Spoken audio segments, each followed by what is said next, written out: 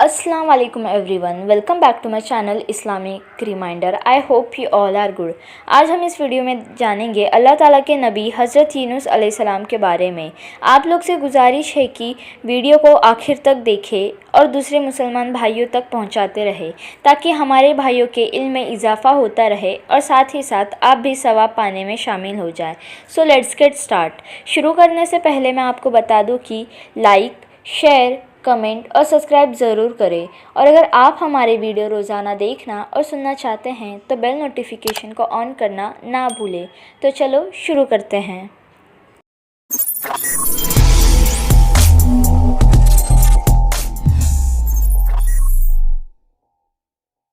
अऊज़ु बिल्लाहि मिनश्शैतानिर्रजीम बिस्मिल्लाहिर्रहमानिर्रहीम।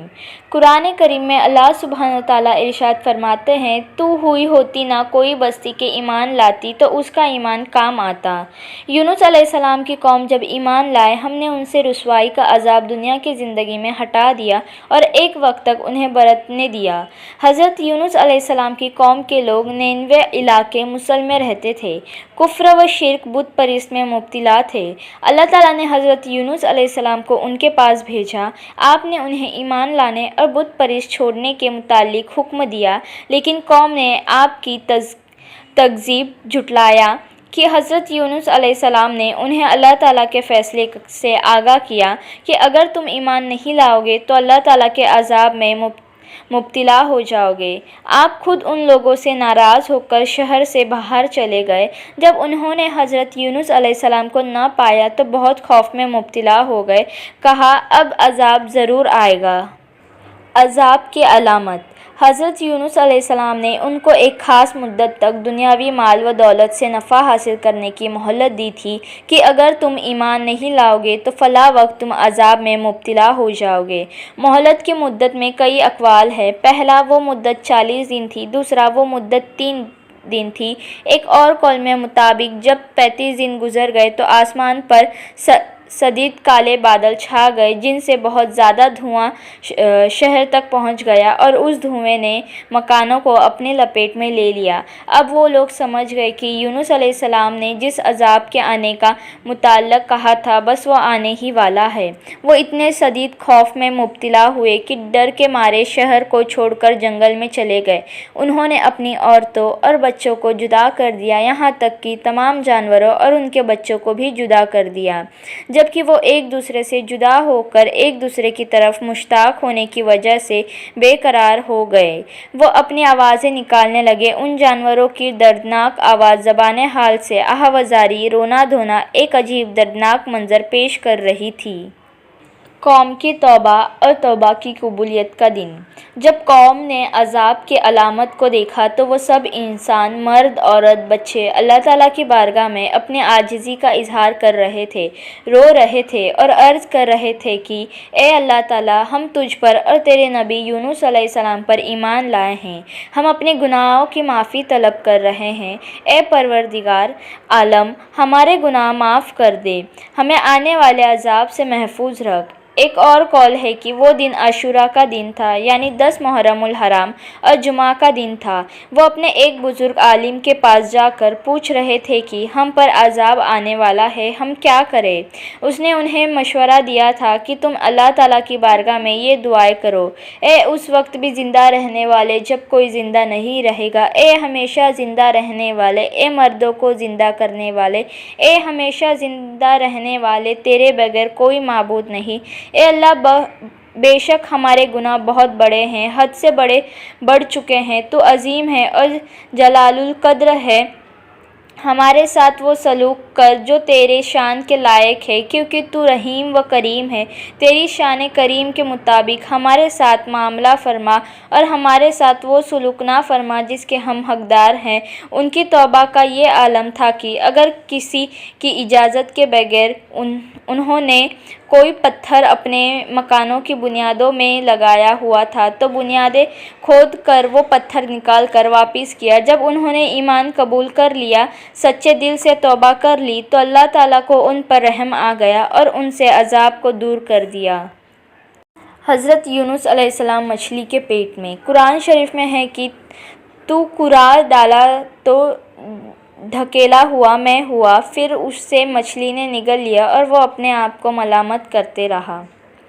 حضرت یونس علیہ السلام جب قوم سے ناراض ہو کر چلے گئے اور قوم نے آپ کے پیچھے توبہ کر لی لیکن آپ واپس لوٹ کر نہ آئے تو آپ اپنے سفر کے دوران دریا کو پار کرنے کے لیے ایک کشتی پر سوار ہوئے، لیکن کشتی بھنوار میں پھنس گئی۔ اس وقت کے دستور اور رواج کے مطابق یہ خیال کیا جاتا تھا کہ جب کوئی غلام اپنے مالک سے بھاگ کر جا رہا ہو اور کشتی سے اتر نہ لے، یعنی جب دریا کے بیچ میں کشتی ٹھہر جاتی اور اس کے ٹھہرنے کی کوئی ظاہری وجہ موجود نہ ہوتی، تو وہ خیال کرتے کہ کشتی میں اپنے مالک سے بھاگا ہوا غلام ہے، جو پرچھی ڈالنے سے ظاہر ہو جائے گا۔ جب نام آتا تو دستور یہ تھا کہ جب تک بھاگے ہوئے غلام کو دریا میں نہ ڈبا دیا جاتا اس وقت تک کشتی چلتی نہ تھی۔ اب کشتی کے بھنوار میں پھنسنے پر ان لوگوں نے پرچھی ڈالا جو حضرت یونس علیہ السلام کے نام کا نکلا۔ 3 دفعہ پرچھی یونس علیہ السلام کے نام پر نکلا، پر آپ نے خود ہی دریا میں چھلانگ لگا لی تاکہ کشتی کے دوسرے لوگ کنارے پر پہنچ جائیں۔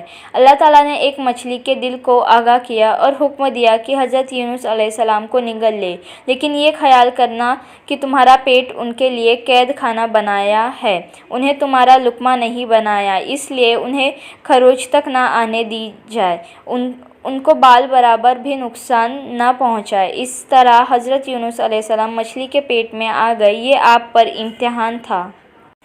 مچھلی کے پیٹ میں رہنے کی وجہ قرآن شریف میں ہے کہ اور بے شک یونس علیہ السلام پیغمبروں سے ہے جبکہ بھاری کشتی کی طرف نکل گئے۔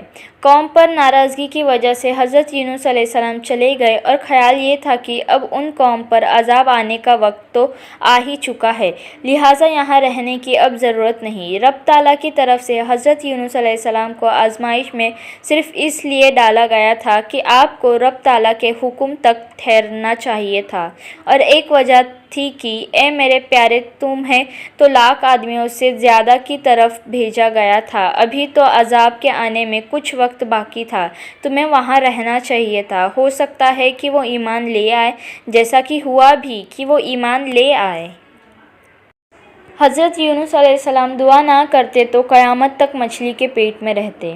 قرآن کریم میں اللہ تعالیٰ ارشاد فرماتے ہیں، تو اگر وہ تسبیح کرنے والا نہ ہوتا ضرور اس کے پیٹ میں رہتا جس دن تک لوگ اٹھائے جائیں گے۔ حضرت یونس علیہ السلام مچھلی کے پیٹ میں جانے سے پہلے بھی اللہ تعالیٰ کا ذکر کثرت سے کرتے تھے اور مچھلی کے پیٹ میں بھی اللہ تعالیٰ کو یاد کرتے رہے تو رب تعالیٰ نے آپ پر رحم فرمایا۔ مچھلی کے پیٹ میں حضرت یونس علیہ السلام کی دعا۔ قرآن مجید میں اللہ عز و جل ارشاد فرماتے ہیں، تو اندھیریوں میں پکارا کوئی معبود نہیں سوا تیرے، پاکی ہے تجھ کو بے شک مجھ سے بھیجا ہوا۔ آپ دریا کی اندھیری رات کی تاریکی اور مچھلی کے پیٹ کی تاریکی میں تھے۔ ان اندھیروں میں آپ نے رب تعالیٰ کی بارگاہ میں التجا کی، اے اللہ، میں جو تیرے حکم کے انتظار سے پہلے آ گیا، یہ مجھ سے بھیجا ہوا، تو ان کلمات سے آپ کی دعا کو قبول کر لیا گیا۔ یہ رب تعالیٰ کی عظیم قدرت ہے کہ اس نے حضرت یونس علیہ السلام کو مچھلی کے پیٹ میں بھی زندہ رکھا۔ کیا بھلا انسان مچھلی کے پیٹ میں بھی زندہ رہ سکتا ہے؟ بے شک یہ ہمارے رب تعالیٰ کی قدرت ہے جس نے حضرت یونس علیہ السلام کو مچھلی کے پیٹ میں زندہ رکھ کر بتا دیا۔ حضرت یونس علیہ السلام کی دعا قبول ہونا۔ قرآن شریف میں اللہ تعالیٰ ارشاد فرماتے ہیں، تو ہم نے اس کی پکار سن لی اور اسے غم سے نجات بخشی، اور ایسی ہی نجات دیں گے مسلمانوں کو۔ حضرت یونس علیہ السلام نے جب اللہ تعالیٰ کا ذکر کیا تو اللہ تعالیٰ نے آپ کو مچھلی کے پیٹ میں رہنے کے غم سے نجات عطا فرمائی۔ اس طرح حدیث شریف میں ہے کہ اگر مسلمان میں کسی نے بھی اپنی پریشانیوں کی فریاد رب تعالیٰ سے اس طرح طلب کی، سچے دل سے طلب ہوئی، تو اللہ تعالیٰ ان کی فریاد کو بھی قبول کرے گا۔ مچھلی کے پیٹ سے باہر آ کر نجات۔ قرآن کریم میں اللہ رب العزت ارشاد فرماتے ہیں، ہم نے اسے میدان پر ڈال دیا اور وہ بیمار تھا، اور ہم نے اس پر کدو کا پیڑ اگایا۔ اللہ تعالیٰ نے حضرت یونس علیہ السلام پر اس کدو کو اس لیے اگایا کہ آپ پر سایہ کرے اور آپ کو ٹھنڈک پہنچائے، اور آپ کو اس کے پتے ماس کرے اور اس کے बड़े पत्ते आप पर रहे ताकि आप पर मक्खियाँ ना बैठे, क्योंकि बयां किया जाता है कि कद्दू के पत्तों पर मक्खियाँ नहीं बैठती।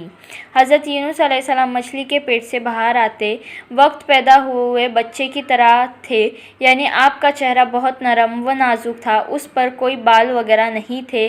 आपके लिए मक्खियाँ वैसे तकलीफ़ हो सकती थी और सख्त चीज़ का मास करना और सूरज की गर्मी आपके लिए तकलीफ़ का बायस बन सकती थी। इसलिए अल्लाह ताला ने अपनी मेहरबानी से आपको उसके साए से आराम पहुंचाया। और कद्दू के पत्ते उतरे हुए चमड़े के लिए मुफीद फ़ायदेमंद होते हैं, इसलिए कि कद्दू को लगाया कि उसके पत्ते आपके चमड़े के लिए फ़ायदेमंद हो सके।